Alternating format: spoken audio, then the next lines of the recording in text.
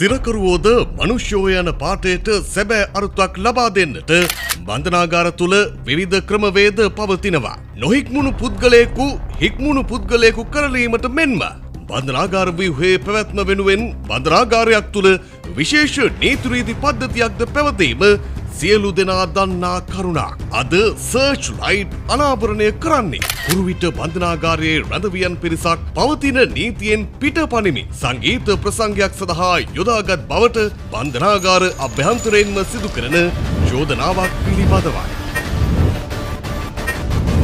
දසත search light.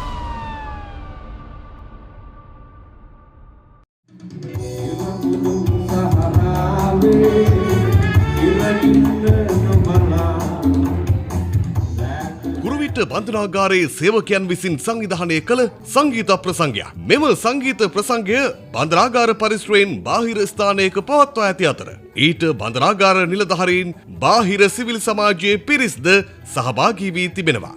බන්ධනාගාර පරිශ්‍රයෙන් බාහිර ස්ථානයක පවත්වා ඇති මෙම ප්‍රසංගයේ රාත්‍රී කාලය එළඹෙත්ම නර්තනය සඳහා බන්ධනාගාරගතව සිටින කාන්තා රැඳවියන් යොදාගෙන ඇති බවට චෝදනාවක් මේ වන විට නිර්මාණය වී ඇති අතර එය සමාජගත කරන්නේ එහි වගකීම බහරගන්නා අභ්‍යන්තර පාර්ශවයක් වන බැවින් මේ සම්බන්ධයෙන් බන්ධනාගාර දෙපාර්තමේන්තුව විමර්ශනයක්ද මේ වන විට ආරම්භ කර ඇති බවටයි අපට වාර්තා වුණේ.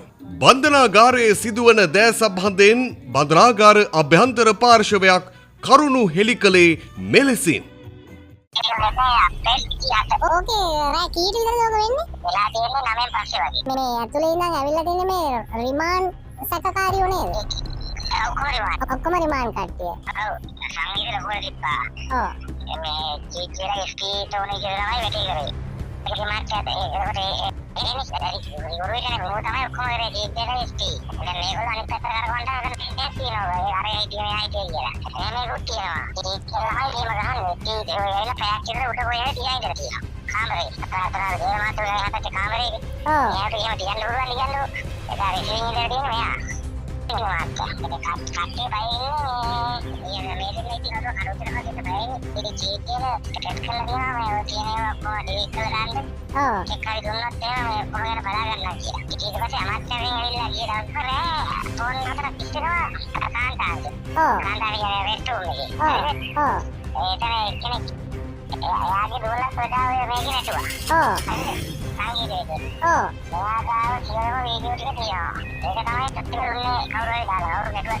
කෙසේ නමුදු සාමාන්‍යයෙන් බන්ධනාගාරගත වන රැඳවියන් මැදිරිවලින් නිදහස් කරනු ලබන වේලාවන් පවතින අතර ඊට පරිබාහිර වේලාවන් වලදී ඔවුන්ව පිටතට ගැනීමට නොහැකි අතර විශේෂ හේතුවක් මත ගන්නේ නම් ඊට බලධාරී පාර්ශවයන්ගේ විශේෂ අවසරයක් තිබිය යුතු වනවා. මෙලෙස රාත්‍රී කාලයේ තිබූ සංගීත ප්‍රසංගයකට කාන්තා රැඳවියන් පිටතට ගැනීම සිදු කළේ කවුද?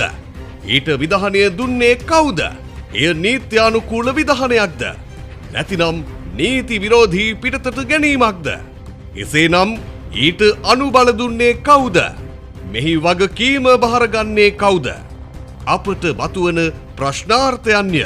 මේවාට බලධාරීන් පිළිතුරු බැඳීම කඩිනමින් සිදු නොකළහොත් ඉදිරියේදී පැවැත්වෙන එළිමහන් ප්‍රසංග වේදිකාවේ නර්තන කණ්ඩායම් අතරට බන්ධනාගාර රැඳවියන්ගේ නර්තන කණ්ඩායමක්ද යොදාගත හැකිද යන්න බොහෝ දෙනා සමාජයේ ඉදිරියේ ප්‍රශ්න කරනු ඇත.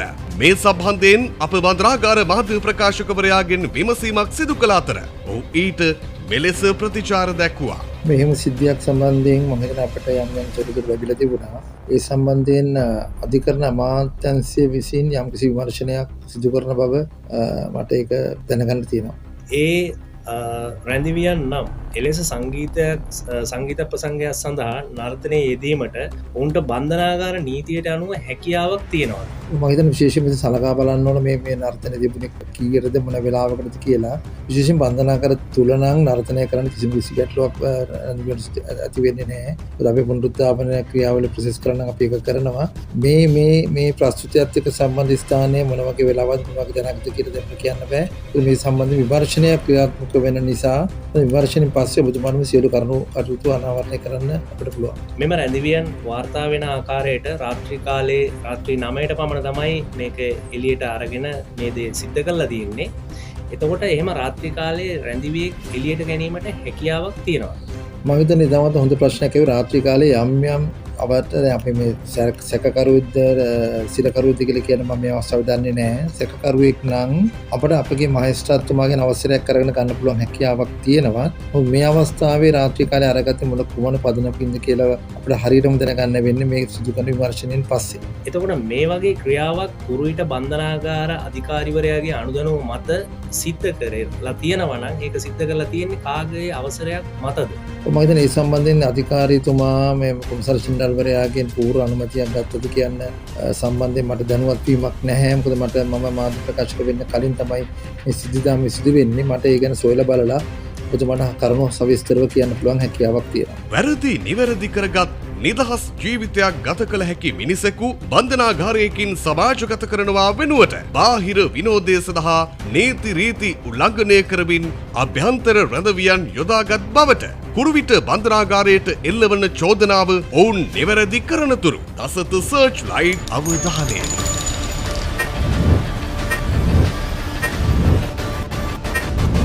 දසත සර්ච් ලයිට්